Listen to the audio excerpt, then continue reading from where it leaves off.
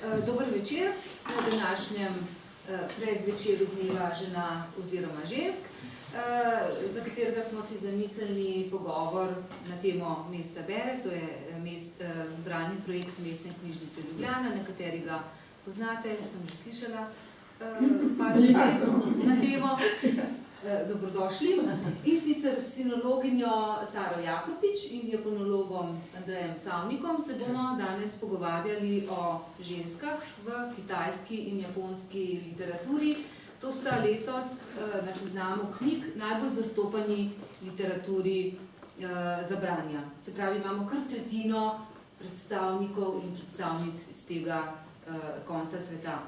V nadaljevanju se bomo prebrali tudi nekaj odlomkov iz knjig v originalu in pa v prevodu in vam nekaj malega povedati tudi o kontekstu teh knjig, tako da si bomo predstavljali lahko, kako te ženske zgodbe zvenijo oziroma so zvenele nekoč ali pa zvenijo danes v tem koncu sveta.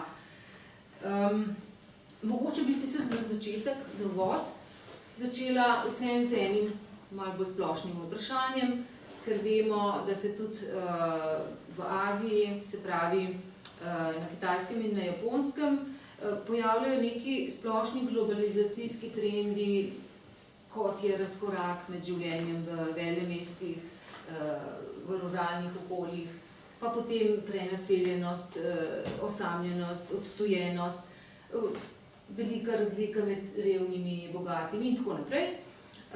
Mene pravzaprav zanima, kaj vidva menita o tem položaju na Kitajskem, recimo ti, Sara, si kar precej potovala po Kitajskem, če nam lahko kaj o tem poveš.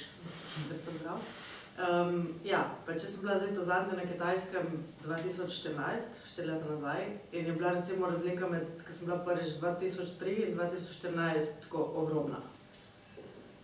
Ne vem, mesta so ful naseljena, zdaj ima že vsaka družina en ali pa dva avta, nekaj prej pač niso imeli, so hodili ali s kolesi ali pač so se prevažili z rikšami, peško, karkoli.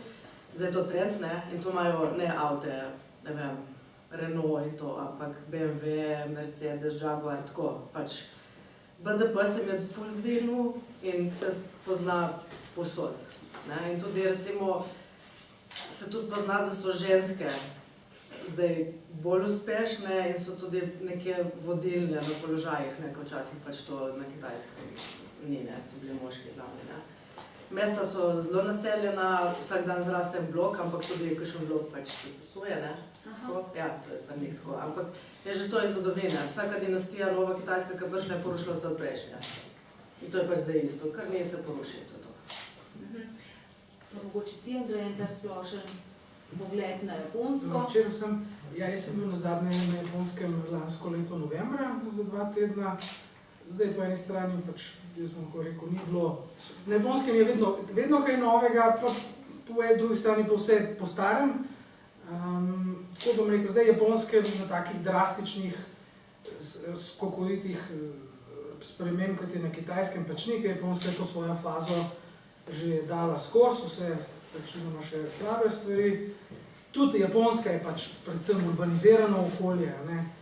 Sicer podeželje ni čisto mrtvo, ker ga pač ta vladajoča liberalno-demokratska stranka, konzervativna, pač ker je to njihova volilna baza, oni z umetnim tem subvencioniranjem kmetijstva nekako vzdržujejo to, da še nekako podeželje ni čisto izumrlo. Ampak je pa to bolj tako, ja. Je še kakšna cvetoča češnja, recimo? Ne, češnje so, to ne bo šlo, ne, to ni problema, ampak je pa to, ja, bolj tako že dom za starejše zgleda, ja, podeželje. Drugače pa kar se pa tiče, mogoče to, kot je Sara omenila, na Japonskem, recimo, ko se v mestu voziš, recimo najboljši priložnost je to vožnje na podzemlje, ne, za ta tako imenovani people watching, kot se reče v angleščini, to gledanje ljudi, opazovanje. Tam se ne čuti tako, kar občutiš je, da je strašansko blagostanje, tako, ko hodiš okoli, ker res privoščiš si lahko, mislim, če vse je na voljo, ne, tudi vse izgleda na zunaj, vse urejeno, ne vem kaj. ljudi, ki gledaš, načeloma sploh ženske so izjemno urejene vse, a ne, sploh to jaz lahko podarim, kar sem jaz videl, pač nasplošno velja, da na Japonskem pa v Hongkongu so najbolj urejene, tako, kar se obleke pa tako tiče. Tako da, ampak se ne vidi, nasplošno so vsi dost uniformirano oblečeni, se ne vidi, so tudi tam seveda razlike, se pa ne vidi, a ne, tega strašno. Bom pa tako rekel, kar se pa tiče tako, kako je vloga žensk, se pa to spreminja, ne, recimo jaz, če gledam, pač, poznam tudi starejše gospe, pa recimo moje prijateljice, ki so v mojih letih, pa še mlajše, je pa to čist razlika. Ja, ja.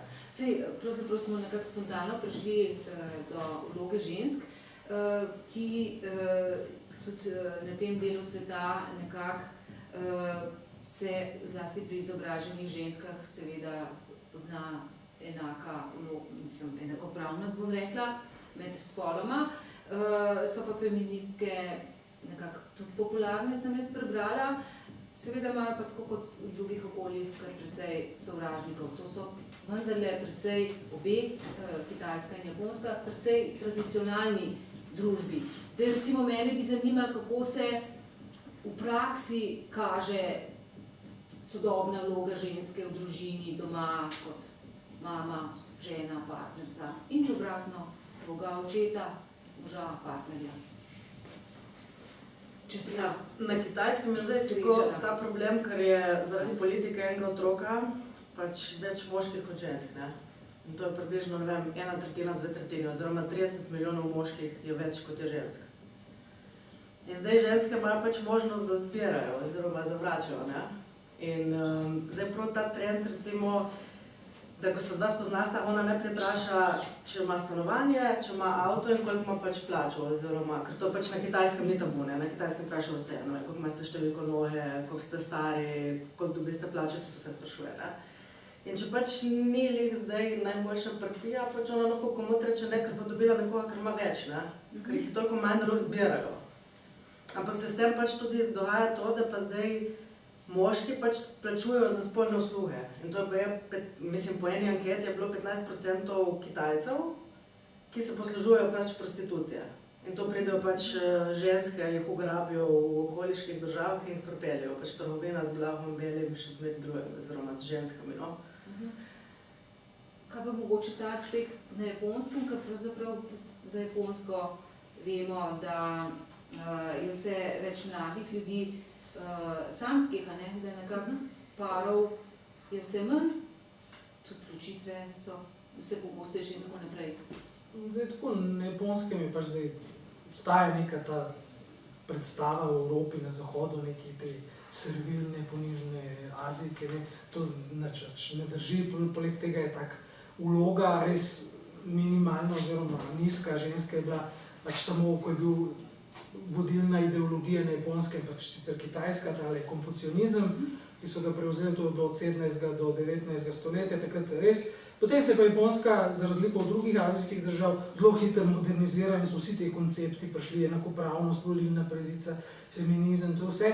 Tako da seveda ni bilo čisto, seveda so obstajali te tradicionalni vzorci, seveda je tudi na Japonskem pač to, ne vem, da je ene sorte patriarhat, pa tako, pač, to je vse bilo, čeprav zanimivo, ne, da na začetku na Japonskem, predno so uvozili japonsko, namerno uvozili kitajsko kulturo, je Japonskem bil matriarhat, ne, čeprav vsi ljudje mislijo, pač večinoma samuraji, bojevniška družba, pa to ne drži, ne, sploh ni res, drugače pa se pravi, kaj bi še... Mogoče združevanje kariere v sodobnem času ženske z družino in tako naprej. Jaz sem recimo prebrala podatek, ki se mi zdi pa res šokanten, da se prav 70% žensk po poroki oziroma ko imajo otroke, odpove karieri. Zdaj, imaš ti kakšen... Zdaj, na Japonskem je tako, ne? Pač na Japonskem najdete lahko res vse, kar hočete, ne? Ampak še vedno je tudi pri njih tisti normalen, pač toliko je obstrancov, večina pa sledi vzorcu, ki je začrtan, ne? Pa še vedno je v večini, pač Japonci zelo veliko dajo na družino, ne? Čeprav zdaj se je malo spremenila iz te razširjene družine, več generacij, v to nuklearno družino, se pravi samo zakonca plus otrok, če je, čeprav to je druga stvar, ki lahko tudi omenimo, je škandalozno na Japonskem, mislim, nobenih, še slabše kot v Sloveniji, nobene natalitete. Ljudje enostavno tako so čisto utujeni v teh sploh v mestih, sploh niti ne iščejo, ne želijo, mislim, sploh nimajo. Veliko primerov, so skrajni primeri, ne vem, recimo tako imenovani te hikikomori se jim reče, ko so otroci, ki jih starši otroci so v sobah zaprti in jim starši samo servirajo čiste oblačila pa hrano, oni so pa zaprti v tem svetu, v teh stripov pa videoigric pa tako. Ampak to je drugače, čeprav to so tako skrajni primeri, ampak so tudi že to, da je že občutno kot trend, se že da zaznati. Drugače pa na Japonskem še večinoma tako, saj še nekaj časa nazaj je bilo, večinoma je tako, da so moški pač hodili v službe, se pravi kot eni providerji, so skrbniki za družino, ampak to ne pomeni, da so ženske tam obsojene na neke obupane gospodine, to ni res, On pač gre to gre iz stališča zato, ker je to bila davčna ugodnost taka, Če se je še žena zaposlila, je pa on izgubil vse tiste davčne ugodnosti, ki je imel mož, pa tudi poleg tega na Japonskem so dovolj visoki dohodki, da on lahko živi, če ni obdavčen dohodek potem, če nimata oba, on lahko živi v to, celo družino, pa še ena stvar je tako, recimo pri mojemu prijatelju, doma, to ni tako, pač oče je sicer šel zjutraj zgodaj v službo in vse, ampak on brez žene, on ni nič, ona mu vse, naštimala, zrihtala in tudi ona je skrbela za družinski proračun, to ni, ker, pač to nisem, da je gospodina, pač to je treba vedeti, moraš plačati najemnino, stroške, vse, pač na Japonskem so stroški kar visoki v urbanih okoljih in ona je njemu dodelila, koliko bo on dobil, ko bo šel tisti dan v službo, ni on imel. To je zanimivo, nekako slovenska, ta, kako bi rekla, rečenica, bratski izraz, pa prav ženska drži po koncu 3 vogale v hiši, ampak zdaj bi mogoče se dotaknili tudi tega, kar pride v knjigah, se pravi položaj ženske v, to sicer pride na vrsto kasneje, v tako imenovani dogovorjeni poroki na Japonskem. Začeli bomo pa s Kitajsko in sicer z eno pesnitvijo iz drame, mogoče boš Sara ti kaj več vedela povedati. Gre za dramo iz 16. stoletja, neke vrste kitajska varianta Romea in Julije. 2 kratki pesmici oziroma pesnitvi, ki govorita o položaju žensk, takrat, v 16. stoletju, to je bila feudalna Kitajska, bi vama prebrali. Pa mogoče najprej zaradi eksotike kar v originalu, potem pa še prebom. Najprej to dolgo, Ja. Pa daljšo. 论流经，是经最怕。贵门内属多风雅，有之争将远长蛙，不及都后妃贤达，更有难容之名善谚语，皆将高，似汉广，喜经千华，有风有话，以事以家。 Hvala, Sara. Zelo je bilo to zanimivo slišati. Jaz ne bom toliko pela.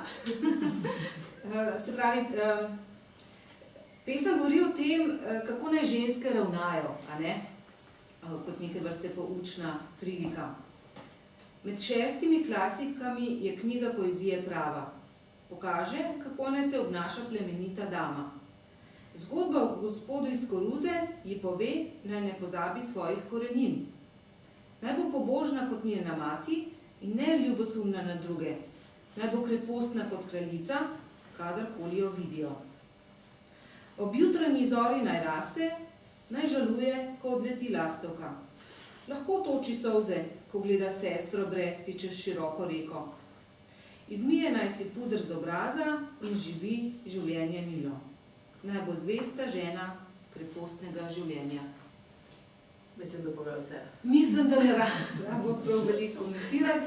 Skratka, to je pač tradicionalna, feudalna Kitajska, v 16. stoletju, Konfucijanstvo, ki postavlja žensko v določene okvire in definira vloge, ki so seveda materinska vloga, skrb za dom in moža, mogoče razširjeno družino, kar si ti prej Andrej omenil, to je to, kar nam ni tako zelo tuje. Ja, pa tole ljubosumje, recimo, kaj je tla menjeno, to je mišljeno, ker so bile tele v bistvu konkubine, ne? Najprej imel pač recimo cesar ali pa svojo ženo prvo, potem so bile pa konkubine. In konkubine so bile dosti krat ljubosumne na prvo ženo, ker pač niso imele enakih pravic, ne? Mislim, dedovala je, oziroma ženske tak niso dedovale, ampak pač prvorojeni sin prve žene je imel največjo vlogo in je pač postal tudi policesar, ne? Zdaj, te ostale konkubine so bile pač ljubosumne, ker so hotele imeti isto pozicijo, ne? Seveda, razen ena je imela srečo, kasneje se dotaknemo, Marjetica, tudi v kratki pesmici. Prej imamo pa še en delček pesmice, drame. 患难辛苦也不曾事事侮辱，你小些是做个为儿，有一儿把家当户。身为爹的书散步而狗，道的各为娘是女母。 No, ta pesem je pa govorila o dobrih manirah hčere, kako naj pač nekoč postane dobra žena in mati. Čeprav živimo skromno življenje, pa nikoli nisem pozabila brati. Hči sicer lahko živi kot gostja, žena pa mora doma vse od sebe dati. In tudi če oče morda ni strog s teboj, ti mora mama povedati, kako moraš ravnati.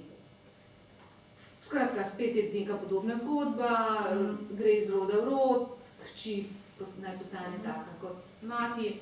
Ko bomo prišli do kasnejše literature oziroma tega stoletja, se stvari že malo spreminjajo, tudi seveda literaturi, ki odslikava življenje nekega okolja. Pa seveda želimo se še kakšnih sprememb. Pa te ženske recimo bilo, mislim, cesarji oziroma ti višji uradniki in tako so si želeli žene, ki bi bila izobražena, ne? Zato je to tako, da ni pozabila brati, ne?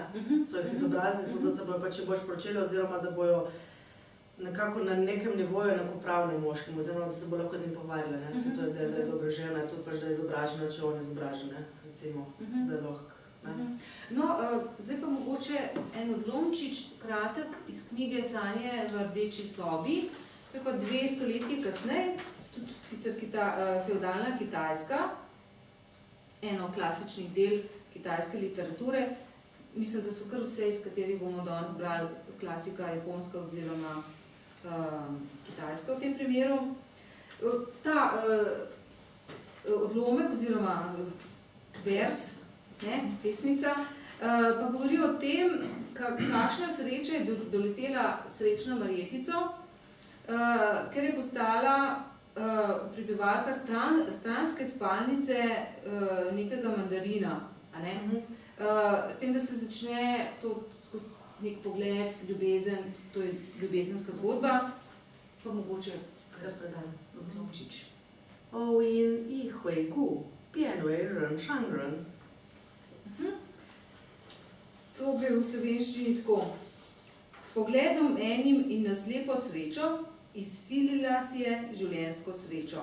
Torej, ta Marjetica je prišla najprej v stransko sobo tega mandarina, potem je imela pa srečo, ker je prva žena umrla in je ona lahko zasedla prvo pač to glavno spalnico in tudi verjetno kar precej izpoveden odlomek o tem, kakšna je bila. Ja, se ta knjiga je v bistvu ful prikazuje ženske, ker sta prikazane 2 družini, ki sta bile na malo višjem položaju in prikazuje prav ženske, kako je bilo pač, kakšni so bili odnosi med ženskami, ker je bila tudi hierarhija, ne? Pač prva žena je bila glavna, potem je šlo pa navzdol.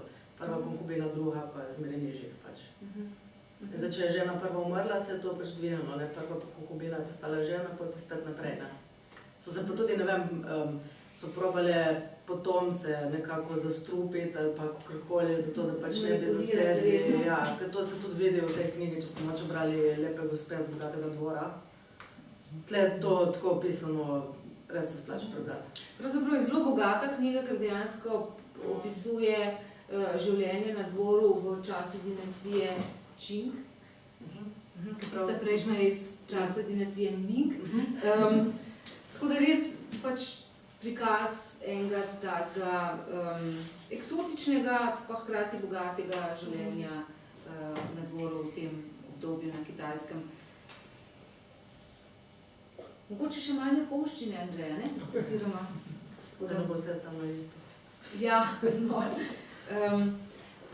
Kontrast. Za kontrast. Se pravi, japonski odlomki so pa prav iz našega seznama, mesto Bere, in sicer bomo brali odlomke na temo dogovorjene poroke, ki je malo specifična, si že omenil, Andrej, iz knjige sestre Makiokove, to je tudi japonska klasika, ne? Ja, to je tako. To je že bolj sodobne književnosti, ne že iz prve polovice 20. stoletja, je pa to eno mojstrovino.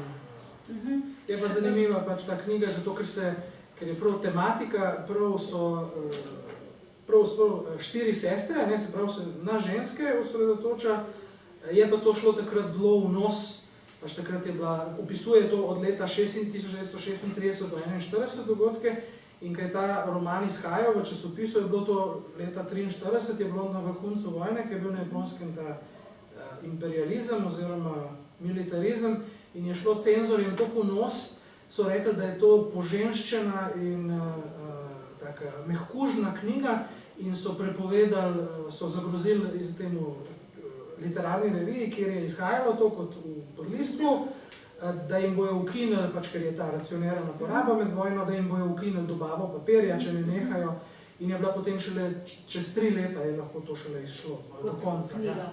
Ne, mislim najprej v časopisu, potem pa šele kot knjiga. Ja.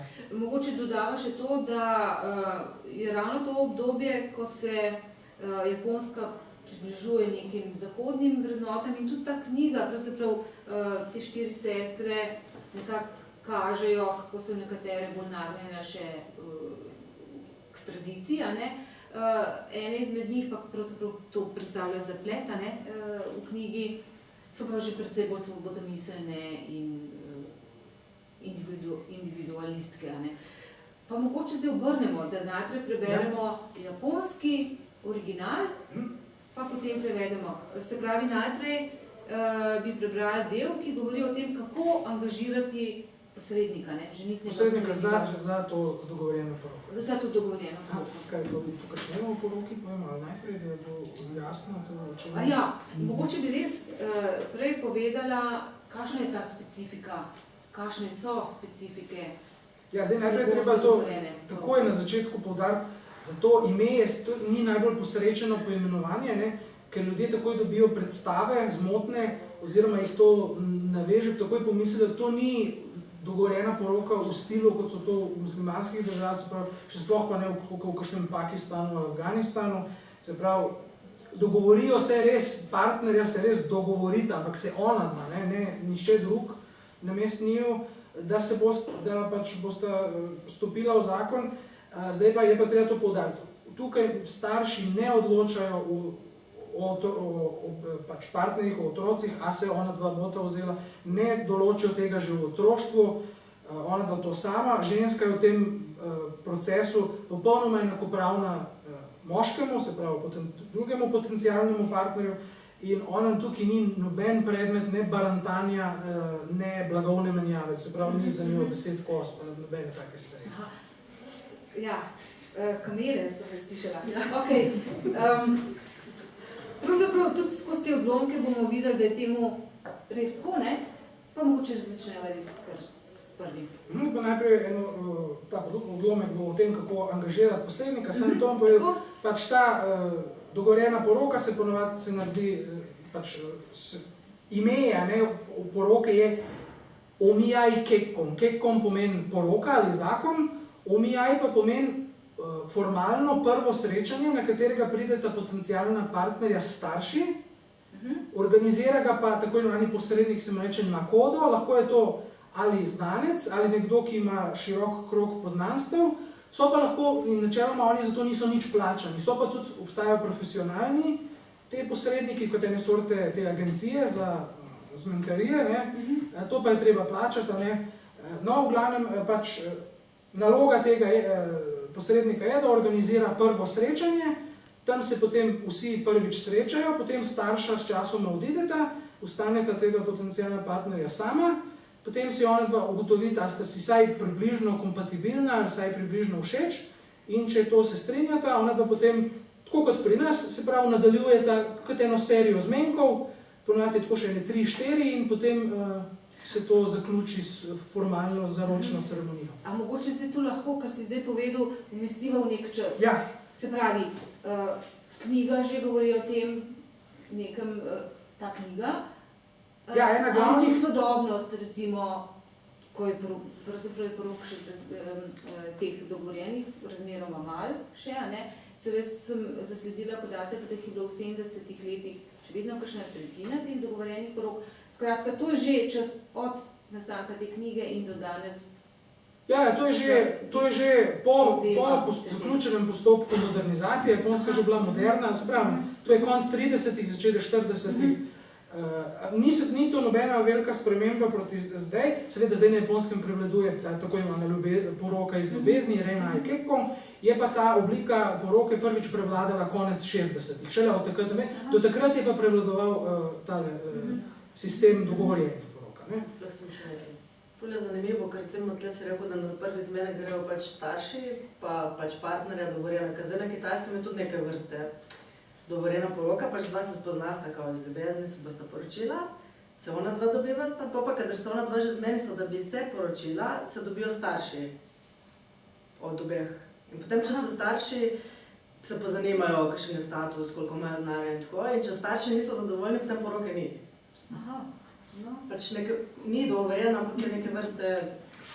Poznamo se tukaj druge posebej, ampak je zelo zanimivo, ne? Pač tukaj je to pač zato, ker je to formalno prvo srečanje, ne, pač seveda starša ne odločata o tem, ampak ker je to družinska zadeva, tako kot je rekla za Kitajsko, prideta starša zraven, je res, ampak ne odločajo, pač to je, vse veste, pač Japonci so znani da so zelo formalni, da so te zelo formalne situacije, vedenje, rituali, zato je pač iz tega to izhajalo. Mogoče predstavlja, preden prebereva odlomk še te 4 sestre, ne? Ker pravzaprav v odlomkih omenjajo. Najstarejša sestra te družine je Tsuruko. Tsuruko, ja, to pomeni žerjavov otrok. Ona je sicer že poročena in pravzaprav je prevzela od staršev to vlogo, da nekako poskrbi tudi za mlajše sestre.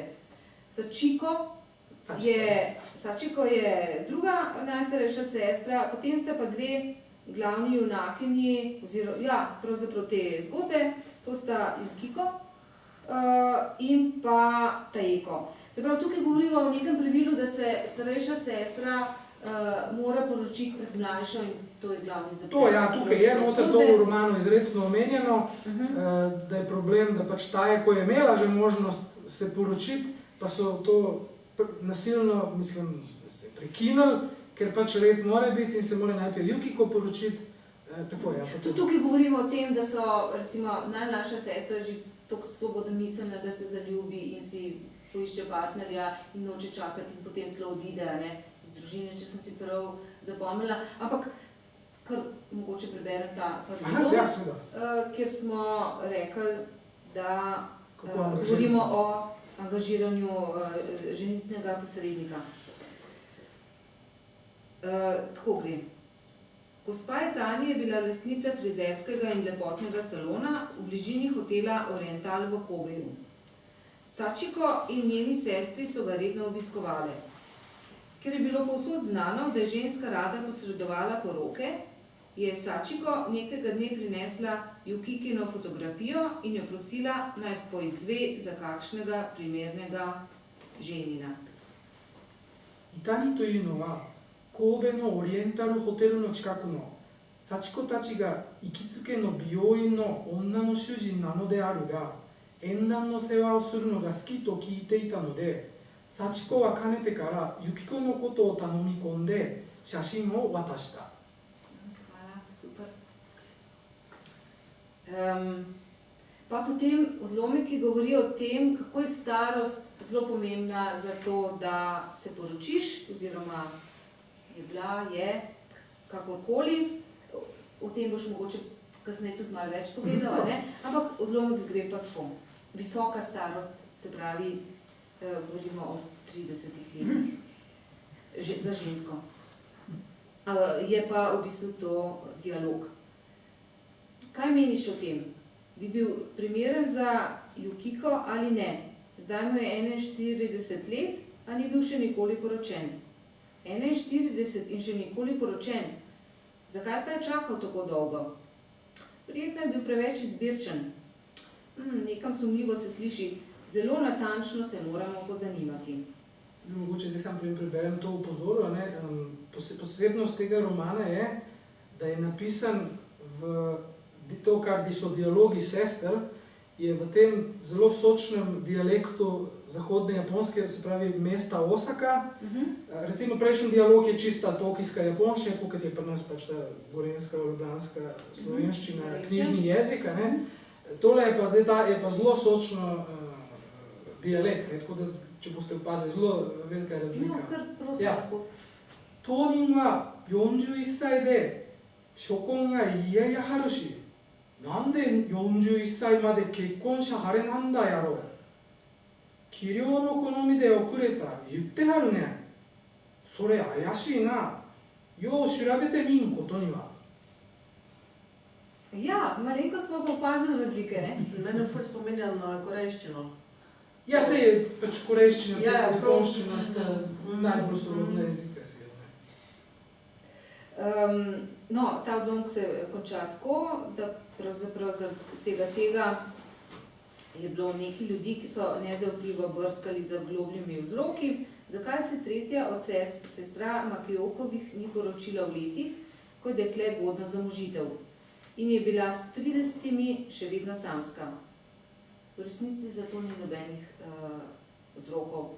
Zdaj pa mogoče bi te vprašala, Andrej, prav o tej starosti, katera je primerna starost za poroko za punco, žensko, in katera za moškega kamata. Ja, zdaj, to je ena tako stvar. Na Japonskem velja, oziroma še je do nedavnega veljalo, to se je malo spremenil, da ne bi bila res skrajna primerna starost za dekle oziroma žensko, da se poroči 24 let, 30 pa za moške. Ne? To se je zdaj malo dvignil, za ženske na 29, pa moške vsaj 31. Zdaj je en tak, recimo, zakaj tukaj je ta prav poudarek, ne, na 30 pa to. Pač na Japonskem pa tudi obstaja tako, kako bi rekel, zelo grde besede, ne, za take ljudi, ki so toliko stari pa še niso poročeni. Se pravi, ženskam rečejo, pač po tem prvotnem starem, do 24 oziroma čez 14, jim rečejo božični kolači, ne, pač ker božični kolač je dober do 25, pa naslednji dan je pa že neuporaben, oziroma ni sveža, ne. Moškim ni pa, tako bom rekel, ni pa to, se pravi, ni to samo šovinistično, tudi za moške imajo grdo besedo in pa rečejo rezanci toši-koši. Toši-koši pomeni preseči leto ali iti v drugo leto, zato ker je 31. decembra na Japonskem navada, da se jejo za zdravje v novem letu eni rezanci ajdovi, ki se jim reče toši-koši soba, in se pravi, moški so pa pač ajdovi rezanci, ne, pač, ker so uporabni samo na 31. Na prvega se ježi čisto nekaj drugega na Japonskem. No, tukaj imamo pol neke vrste. Še zdaj bolj porjazni po na Kitajskem. Na Kitajskem ženskam po 27, ki niso poročene, rečejo ostanki, recimo. Aha, to sem pa zasledila, to pa dejansko. Kaj pa moški? Ja, nima za moške pa ne. Moški so kadarkoli, ne. Pač na Japonskem je tako, bom to rekel, tudi sploh za moške, ne, zakaj je to problem, oni pol tudi v službi jih grdo in čudno gledajo, ker veljajo te ljudje pol za, kako bi rekel, nezanesljive oziroma neresne, ne, ker na Japonskem se smatra, če si ti, ko vstopiš v svet odraslih po diplomi oziroma pač, ko si pač na voljo kot delovna sila, tam se to smatra eno z drugim, ne, se poročiš in si ustvariš družino, ne, in potem izpadeš neresen, nekako da ti hodiš v službo, imaš tako resno, zahtevno službo, pa nobenega, ki bi skrbel za me. In pa tudi v službi to ne zgleda v redu, ne? Kolegi in šefi nadrejeni ga čudno gledajo. Ne? To je tudi eno. Tukaj se verjetno kaže izrazitejši tradicionalizem, recimo kot pri nas. Pa če gremo spet nazaj v preteklost z nekimi strašnimi praksami, ne? Pogovarjali smo se o praksi povezovanja ženskih stopal na Kitajskem. Kaj bi nam ti lahko povedala o tem? Ja, ta prak, mislim, tej nogam se je reklo lotosov cvet, ki so imeli, seveda, da ste videli, ne, da je pač taka oblika bila. Stopalo je bilo lahko, ne vem, od 7 do 8 cm dolgo in to so začeli pri punčkah, ki so bile stare od 5 do 9 let. In to sem najprej pač nohte porezali, pa prste spodvili, pa namazali z enimi pač zelišči, pa z, ne vem, pa trdo povili, zato da so se kosti zmehčale in polomile. In to so trpele hude muke, ne. Zdaj, te, ki so bile v višjih slojih, recimo, ne vem, so se lahko prvočile zdravila, so mogoče. Na podeželju jih recimo zelo veliko umrlo od tega, ker so pač infekcije pa tako. Je pa to pomenilo, da recimo na podeželju, če so imele te noge, so lahko prišle pač nekako višje po lestvici, so se lahko dobro poročile, kar je pomenilo, da ne bojo revne. Pri višjih slojih je bil pa to nek prestiž, ne? In moški so padali v to, pač to je bilo neko poželenje tako. Ker je tudi, pač, ko so bile te noge tako majhne, ko so čudne hodile, je pa je to tem vaginalnim mišicam so se bolj razvile in to je povečalo spolne užitke, ne? Zato je bilo to tako. In to spet pokaže, kako je bila vloga ženske v bistvu manjša, oziroma zakaj je bila. In s tem, ko so imele te majhne noge, niso mogle pač sodelovati v nobeni stvari. Dejansko so bile doma dobesedno privezane na dom. Ja, doma. In potem so se pa razvili taki krogi, recimo na kakšni vasi, so se vse te ženske, ki so bile poročene, zbirale v enih, so jih zaprli skupaj v eno sobo, da so si krajšale čas, zato ker so jo vseh bolelo, da so si malo pomagale. In se je med njimi razvil en poseben jezik. Nuša. In so se samo med sabo lahko pogovarjali, to so prav zaveznice, so bile pač tako razvile, so neko pogodbo, ki je bila, ne pogodbo, ampak je bil nek odnos, ki je bil bogatejši od tega, kar je imela z možem, recimo, ne. In zato, da jih možje ne bi razumeli, so si one to pač razvile. Pisava je bila, propisava, ampak nažalost se ni ohranila, ker so vse rokopise, kadar so jih pač, ko so umrli, so jih pokopali skupaj z njimi, oziroma zažgali in pokopali skupaj z njimi. Dokdaj pa je ta praksa pravzaprav veljala? Povezovanje nog? Povezovanje nog. Tako, začenjali so jo nekako ukinjati leta 1911, ko se je začela revolucija, ampak prav odstranil je pa Mao Zedong 1949, pač s komunizmom. Takrat je bilo prepovedano, pa tudi konkubine so bile prepovedane, pa poročni zakon je prišel ven, pa ženske so končno lahko dedovale, ker prej niso mogle pa tako. Tako da komunizem je v bistvu na Kitajskem, ne glede na to, kak je bil za ženske največ naredil. Tako kot verjetno v Jugoslaviji in Sloveniji, socializem je pravzaprav za ženske tudi precej. Pač pridobili so si položaj v družbi. Nekaj zanimivo si omenila, da so ženske razvile en svoj poseben jezik. Pa bi v bistvu se navezala na to, kar si rekla. S tem, kar sem prebrala, da se je tudi na japonskem govoru, oziroma se je razvila mogoče ta klasična literatura, oziroma bolj rečen nek intimni, subjektivni svet, so lahko sprva prikazovali samo ženske, ker so govorile neuradni nek svoj jezik. Ker moški so pa govorili uradnega in ta je bil seveda pač na nekem nivoju in ni dopuščal nekih teh malo bolj intimnih zgodb, ki so pa značilne za literaturo. No, na japonskem je tako zdaj, ne? Ta posebnost obstaja na japonskem pa na korejskem polotoku, na kitajskem tega ni, čeprav je Kitajska izvorna dežela konfucionizma, se pravi ideologije, ki zelo poudarja hierarhijo družbeno, tako pač, kar se tiče vloge v družbi, kot tudi glede spolov. No, na japonskem in v Koreji ste se pa razvile tako imenovani posebni govor, oblike govora. Se pravi, na japonskem imate, kar se tiče, je spoštljivi govor, uradni govor, nevtralni govor, pa neformalni govor.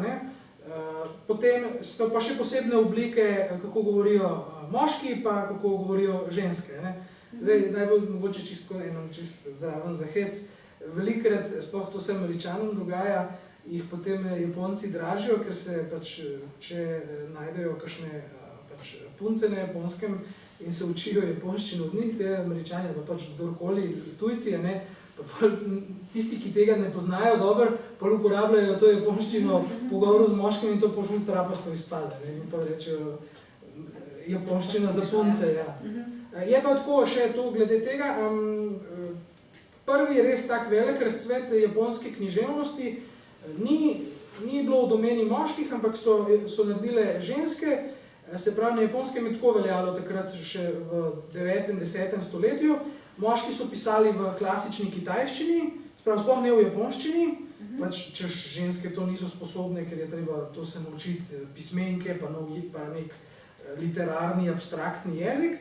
No in na Japonskem so sicer, to ni veze s spolom, so razvili, poleg teh pismenk so Japonci razvili svoje dva sistema zlagovnih pisav, in to so pa ženske začele s pridom uporabljati in takrat pride v konc 10. začetka 11. stoletja do strašnega izbruha produktivnosti, tako imenovani taki dnevniki ali pa zgodbe, ki so jih pisale aristokratske ženske, v tej tako imenovani, temu se je rekel onnade ali ženska pisava. Je pa mogoče še ena zanimiva zgodba, da je eno od teh klasičnih del, reče se Tosa Nikki, to pomeni dnevniki Stose, to se je en kraj na otoku Škoku, napisal en uradnik visoki iz cesarskega dvora in je napisal, tudi jaz, tako v uvodu piše, tudi jaz se bom poskusil in bom napisal nekaj tako kot ženske in pač, da je napisal v japonščini. Pa pravzaprav tudi za ta roman, iz katerega beremo odlomke, se na nek način govori, da je toliko intimističen oziroma seveda tudi večplasten, da ga lahko uvrščamo v neko ta tok tako imenovane ženske pisave, čeprav je avtor seveda moški. Ja, avtor je moški, je pa naredil on te sestre, so narejene na podlagi njegove žene, tretje žene in njenih sestra. Tako da to je v bistvu dejansko skoraj resnična zgodba. On se je takrat preselil, zato je napisano v tem dialektu, ker se je on preselil v to regijo, v okolico Osake, ker je bil takrat uničujoč potres. On je bil izvirno iz Tokija, pa je tisti potres uničil celotno mesto, pa se je on pol preselil tle, spoznal to ženo in je potem to napisal. Ja, je pa tako, kot sem rekel, ne. To je en tak res zelo zanimiv, ker se res osredotoča prav samo na te sestre in one so v bistvu nosilke dogajanja, čeprav dve sta poročeni in kvazi ne bi on pač bili vodji družine, te dva njena soproga, pa sploh ni tako, v bistvu one vse določajo, kar se dogaja v romanu. Je pa tako, kot sem rekel, je bilo pa pač ta cenzori vladni so rekli, ja, da je to en trapast roman, ki kaže sebičnost, individualnost žensk, ne? Ampak drugače pa to literarno mojstrovina, ta roman. No, pa se vrnemo k njej. Ena zanimivost je, da so nekatere ženske imele malo več težav pri tako imenovanih dogovorjenih porokah, in sicer dekleta rojena v znamenju konja oziroma v ovnovem letu. Bom kar prebrala odlomek, pa boš pa ti to prebral še v originalu. Poleg doslej naštetih težav je bilo še nekaj, kar je bilo Yukiko v škodo. Rojena je bila v ovnovem letu. Zelo razširjena je vraža, da dekleta rojena v znamenju konja prinašajo nesrečo. V Osaki pa trdijo, da se zla sreča drži deklet, rojenih v ovnovem letu, in jim je zato posebno težko najti moža. Posebno stari osaški trgovci so se bali možiti se z dekleti, ki so bila rojena v ovnovem letu. Tudi Tsuruko je venomer ponavljala. Prav gotovo je ovnovo leto krivo, da ne moremo najti moža za ubogo Yukiko. Odlomek najprej pa pol. Ja, tako. ざっと以上のような事情が彼女の根気を遅らせた原因になった外に、もう一つユキコを不幸せにしたのは、彼女が羊年の生まれであることであった。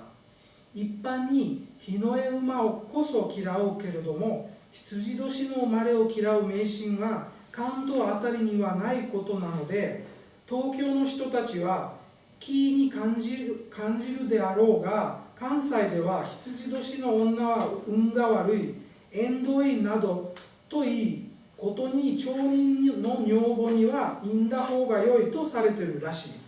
Se pravi, zdaj to znamenje konja, to je pač kitajski horoskop, čeprav je to japonska, pač oni so prevzeli ogromno kitajske kulture.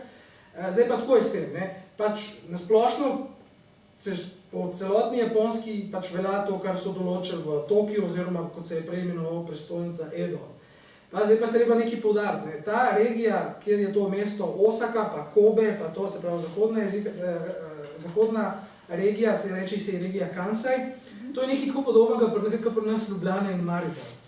Te ljudje v Osaki, oni so pač dediči, oni so potomci trgovcev, medtem ko so v vzhodnem delu potomci samurajev.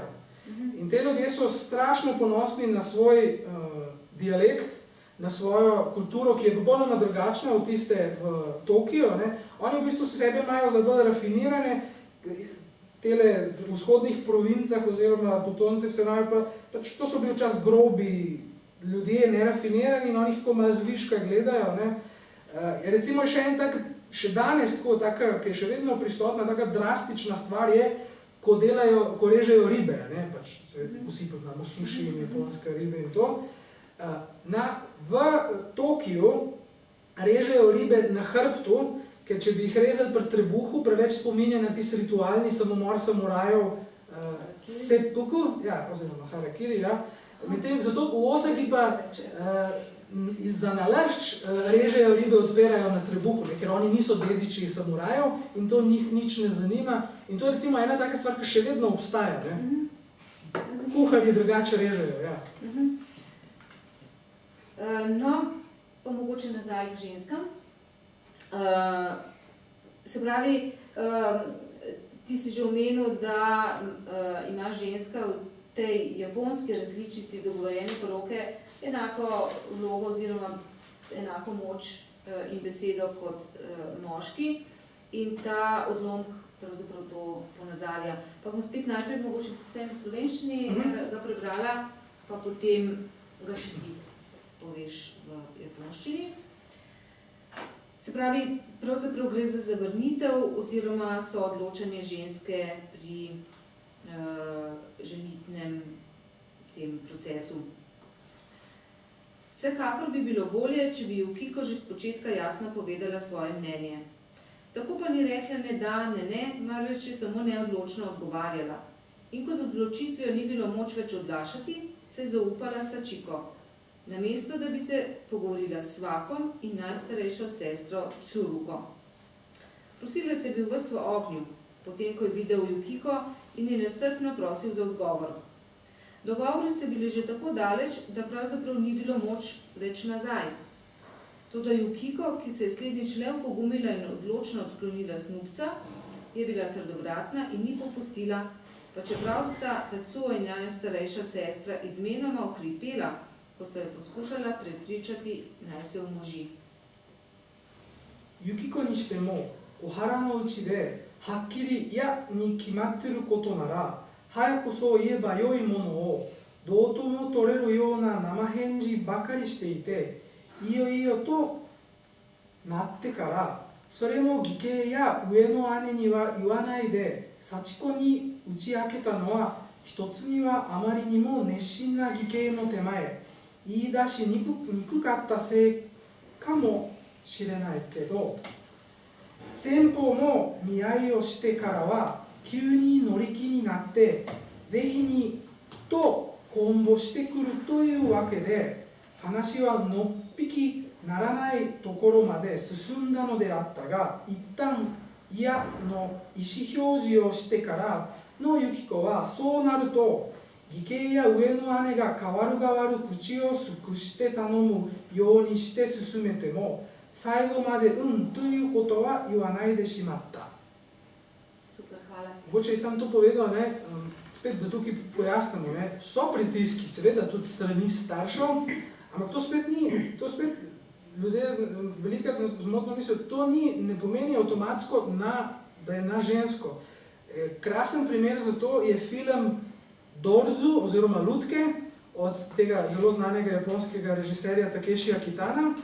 Mislim, da je bil tudi na tem festivalu v Benetkah, kjer je zgodba, da je pač sta en mlad par, potem pa fanta, ne punco, starši prisilijo, ker oče želi, da se on poroči s šefovo hčerko in ga prisilita, da pusti punco in da bi se moral poročiti s šefovo hčerko, pa potem on zadnji moment to, ko je že vse naštiman, on to odpove in pobegne. Tako da jaz sem to bi upozoril, ne. So pritiski staršev, sigurno da, ampak treba je paziti, ni nujno vedno samo na ženske, ne.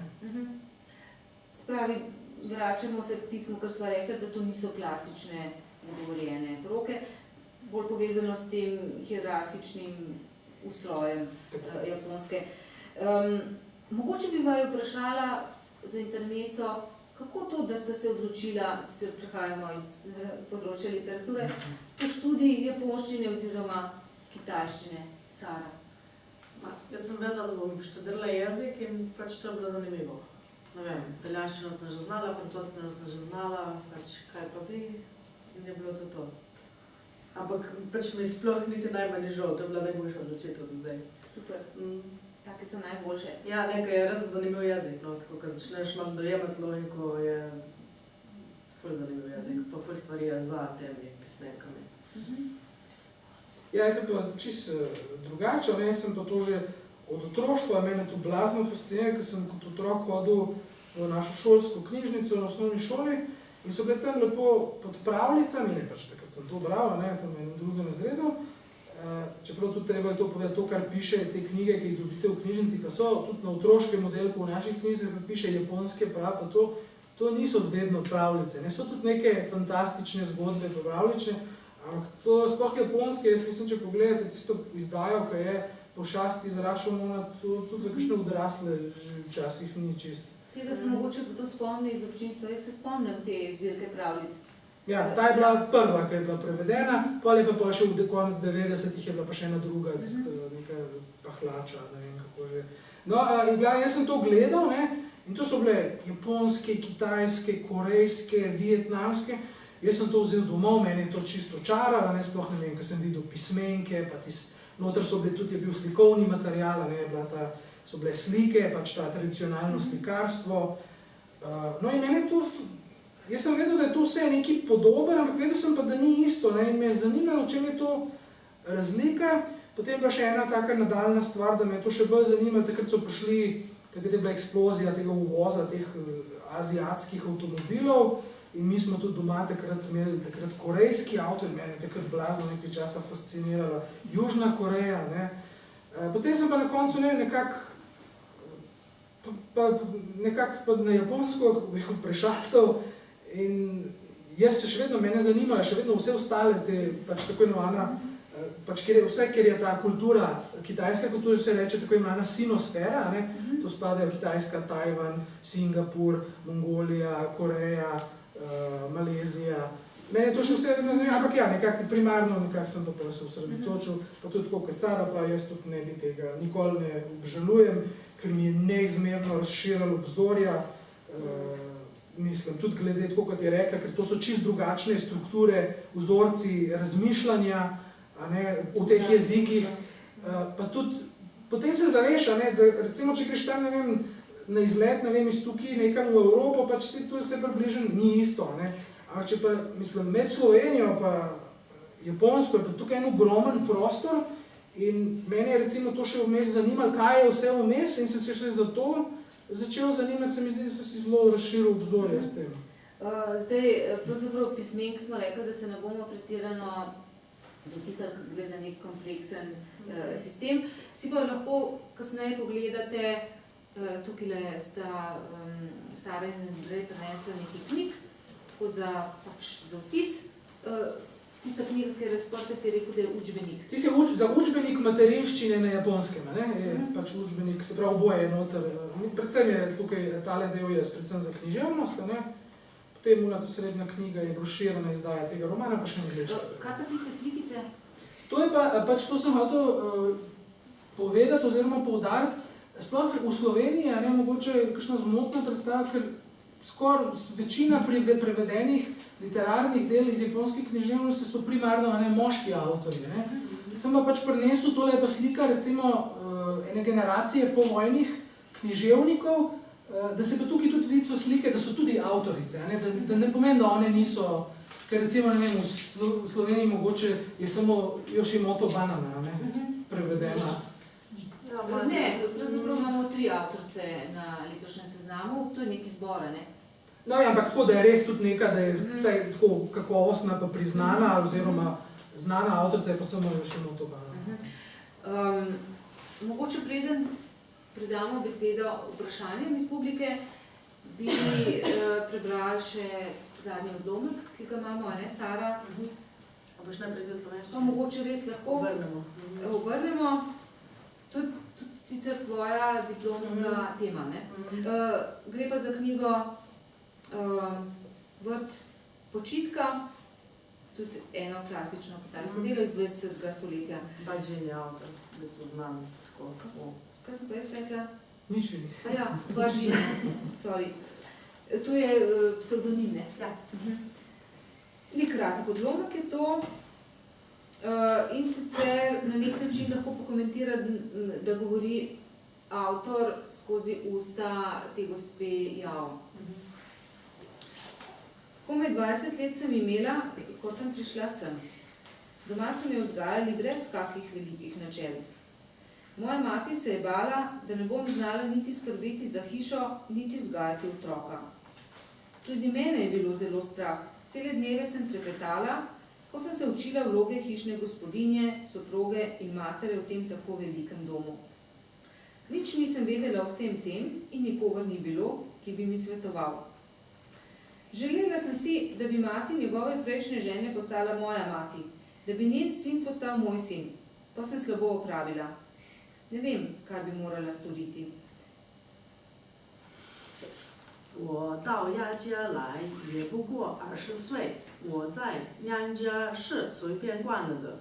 我母亲担心我不会管家，不会管教孩子，我自己也很害怕。我一点提心吊胆，在这么大一个公馆里头学着做主妇、做妻子、做母亲，我自己什么也不懂，也没有人教我。我愿意把他前头太太的母亲当做自己的母亲，前头太太的儿子当做自己的儿子，可是我做不好，我不知道应该怎么办才好。 Roman pa pravzaprav govori o 2 družinah, ki si delita isto hišo, zaporedoma se mi zdi, eno bo boža in se mora preseliti, druga, ta gospa je pripadnica te druge družine, pa se na nek način Prepletajo se zgodbe. Ne, tako. Aha. No pa... V bistvu tlele prikaže to, da tele v bistvu tašče so imele v kitajski zgodovini veliko vlogo, ker včasih naj bi tudi bil matriarhat na Kitajskem. In so pač ohranili to vlogo. Zdaj te tašče so bile zmeri trnopete, oziroma so bile zmeri te zlobnice, ki so zmeri naredile tako, da so imele te sinove žene, pač snahe, težko življenje. Mislim, malo so jim metale polela. In tle je to pač tudi prej že prikazano, ne? V celi knjigi se vidi to, ta odnos. Ko ima ta mama od bivše žene, ki je umrla, v bistvu še zmeri velik vpliv v družini. In ona pač nič ne more, zato je ta odlomek tle. Pravzaprav zdaj spet vidimo, kako smo si po eni strani podobni, ne glede na to, na katerem koncu sveta živimo, in kako smo si pa po drugi strani lahko različni. Pa ne bo mogoče to iztočnica za kakšno vprašanje, če je za Saro oziroma Andreja med vami. Oziroma povabilo k branju knjig, ki smo jih danes samo odstrali, ne, z branjem odlomkov. Na Kitajskem je recimo, bom jaz še kaj povedala, na Kitajskem so bili samo moški avtorji, ki so pisali, razen pač v dinastiji Tang, ker je bilo dosti pesnic. Pač, ker je bilo tale pač talent pisanja, ne bi pripadal samo moškim, ne, ženske tega niso imele, ker so bile preveč romantične, preveč to. Ampak pol v bistvu v 20. stoletju, pa ko začne feminizem, pa komunizem, pa tako je pa kar nekaj avtorcev, v bistvu, ki so pisali, sem pač žal ni prevodov, ne. Prevodov je res zelo malo. Ja. Čeprav opažamo, recimo... Zmeri več, ampak ni pa... Pri mestu Bere imamo letos na seznamu kar precej več avtoric, enkrat več, kot smo jih imeli lani, ko smo brali južnoameriško literaturo. Imeli smo jih samo 10 lani, letos jih je pač za tretjino več, ne, 15. Ok, to ni čisto dokončen podatek, ker je dejansko vprašanje prevodov, ne, koliko se prevaja, ampak je pa tudi nek pokazatelj mogoče nekega razmerja med spoloma oziroma pišočih avtoric, avtorjev. Recimo, meni je bil ful zanimiv podatek, da je izmed teh najbogatejših pač ljudi, oziroma tudi ženska, ne, Kitajka, pač med najbogatejšimi ženskami na svetu, jih je polovica Azijk, na primer, ne? In najbogatejša od teh je Kitajka. Pa najmlajša od teh najbogatejših je tudi Kitajka. Čeprav to so dejansko bolj izjeme kot pravila, ker dejansko, če gledamo te številke najbogatejših, najbolj vplivnih, tistih, ki zasedajo najvišje položaje, ne, tukaj smo nekje še vedno na kakšni v Evropi, mislim, da je žensk na vodilnih položajih 15%, ne, tako da Kitajska, Japonska, mislim, da je še manj, a ne, ampak ti imaš pa en zanimiv primer. Ja, jaz sem hotel se nekaj navezati najprej na tole, kaj je Sara povedala. Zdaj, jaz sem tudi pogledal tole, kar se tega tiče. Na Japonskem žal, mislim, da med prvih 20, te, ki so milijarderji, pa ne vem, 100 milijonarji, so nobena ni, da bi bila sama podjetnica, so samo vdove. Aha, so podedbali. To je eno. Drugo bi pa povedal, zdaj, na Japonskem seveda je to še vedno tako, so vse te konfucijanske družbe pretežno še vedno moške zadeve, ampak da se pa ne da, pa ni res. Ne? Guvernerka mestne prefekture Tokio, se pravi, to bi nekako lahko rekel kot županja Tokija, ne? Čeprav to ni čist isto, ampak tako recimo, da poenostavimo, je ženska. Ne? Se pravi, Tokio žal, mislim, ni več, bil je še do par let nazaj največje mesto na svetu, zdaj ga je prehitel kitajski Šanghaj, ne? Je pa še vedno ekonomska, tako res središče, kar se tega tiče, še vedno ima največji, kako bi rekel, sam svoj BDP, ne? No, in da to mesto vodi in upravlja z njim, je pa ženska, ne? In ta gospa ime je Koike Yuriko. Ona je bila tudi, recimo, še en zanimiv podatek, ona je bila prva obrambna ministrica na Japonskem, kar recimo tudi mogoče je zanimivo, glede na to pač spet ta, kako bi rekel, da na nek pridih, ne, se pravi, japonska bojevniška samurajska družba, to je moška stvar, ne. Ni res, ne, ona je, poleg tega je še zanimivo to, njen oče, ki je bil politik te konzervativne liberalno-demokratske stranke, je njo spodbujal, on je njej od mladosti govoril, je rekel, Yuriko je rekel, Japonska nima nobenih svojih virov, ne, energetskih surovin, nič, vse uvaža, ne, razen sonca, vode pa vetra nimajo nič, ne. In je on rekel, lej, Yuriko, zdaj Japonska, to v 70-ih, ne, on je bil takrat pač v tej stranki dosti vpliven, je rekel, Japonska, zdaj gospodarstvo smo postavili na noge, se je razvijajoče, mi nujno rabimo nafto in nafto vsi vemo, kje se dobi pri Arabcih. In on je rekel, ona je bila sicer sprejeta na eno najbolj elitnih univerz na Japonskem, in on je rekel, pusti to, pojdi v arabski svet, nauči se arabščine, ker on je bil trgovec z energenti. Ne? In ona je res šla v Kairo, kjer je ta res zelo dobra univerza, sicer tudi mislim, da je ena najstarejših univerz na svetu, je tudi v Kairu, ampak tista je islamska, ta je pa ameriška univerza v Kairu, ena zelo res dobra univerza, ona je tam naredila iz arabščine in pač tega specializirala se za Bližnji vzhod, je prišla nazaj. Potem mogoče bi to poudaril, ona je bila ena prvih žensk, ki je intervjuvala in Gaddafija in Arafata, sploh pa iz Azije. Ne.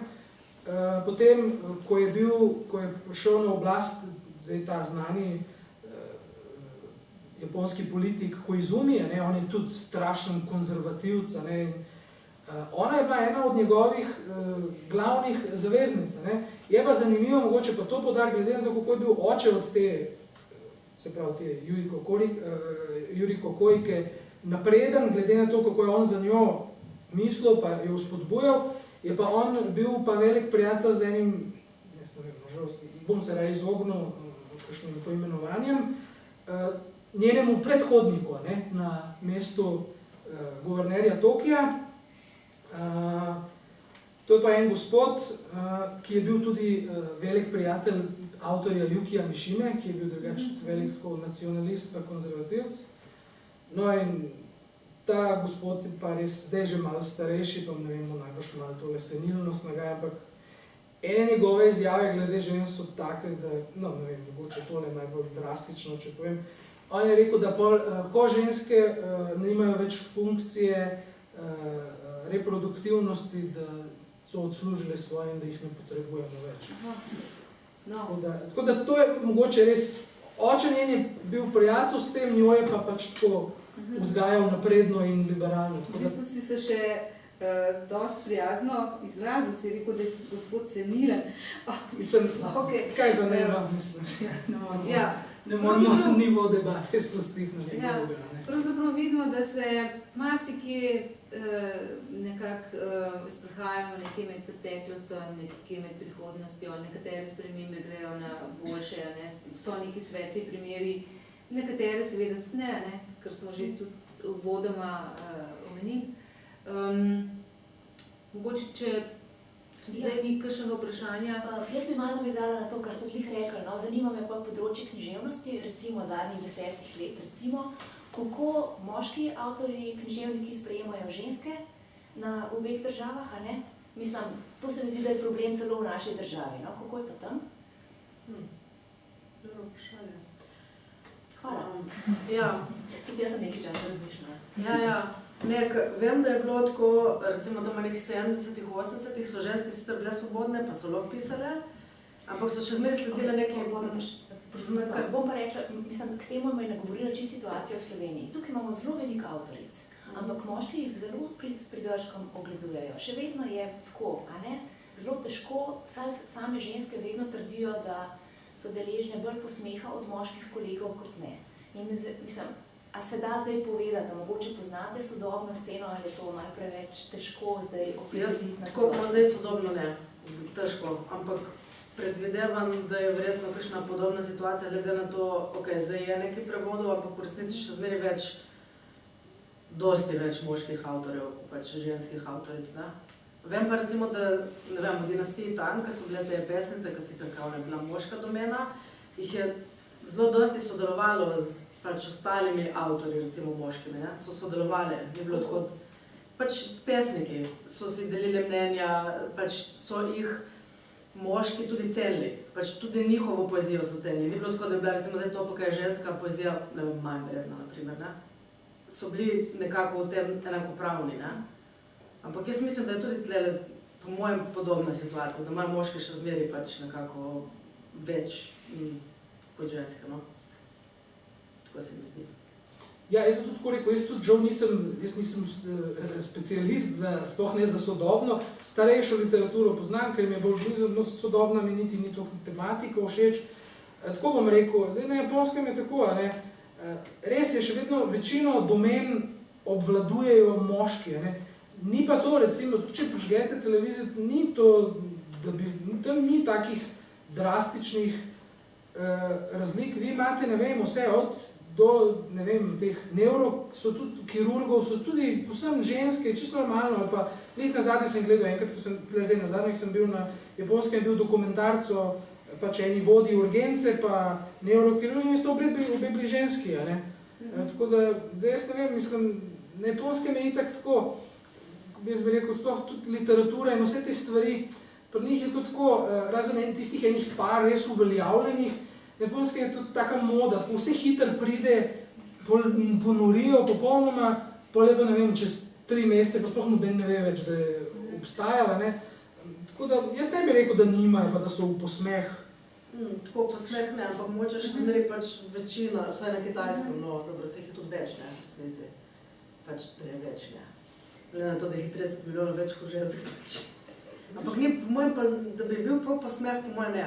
Ker jih tudi tako spoštujejo, recimo, ko so podjetnice ali pa ne vem, ne, ni, da bi zdaj zasmehovali. Tako po mojem na področju literature, verjetno, kaj podobno, ne vem. Tako je, še vedno je ta, vse v Aziji še vedno se to čuti, ta tradicionalnost, ene stvari seveda so še vedno, saj ne moreš to zbrisati kar naenkrat. Tudi na Kitajskem so imeli bolj drastične te opovedbi republike strani Maota. Ne moreš to kar zbrisati, to je zadnje več kot 5000 let kulture, to ne gre te vzorce kar tako. Čeprav verjetna tradicija nekih ženskih bojev se pa začela kasneje kot recimo v Evropi, pa če dejansko govorimo o tem, da tudi slovenske avtorice so, na slovenske avtorice se gleda z neko skepso, ne, mogoče ali pa, ne vem, če pogledamo samo Kresnikove nagrajenke ali pa predsednice Društva slovenskih pisateljev, ko imamo vrhunske avtorice, vendarle nekje, ko pridemo do teh vrhov, se pokaže stekleni zid ali pa strop ali pa kako lahko rečemo v tej feministični maniri. Ampak stvari se vendarle spreminjajo, ne? Verjetno včasih počasneje, kot bi si želeli. Važno, da se, ne. Pa se, Pač to nekam ne, potete. lahko ugotovimo. Verjetno snovi za pogovor bi bilo lahko še zelo veliko, a ne? Pač danes smo se osredotočili na en delček, tako da mogoče bi vas za konec povabila k temu, da preberete kakšen roman ali iz našega seznama, ali iz kitajske ali pa japonske literarne zakladnice in se vidimo še na kakšnem dogodku, v kakšnem branju. Hvala vam. Hvala za pozornost.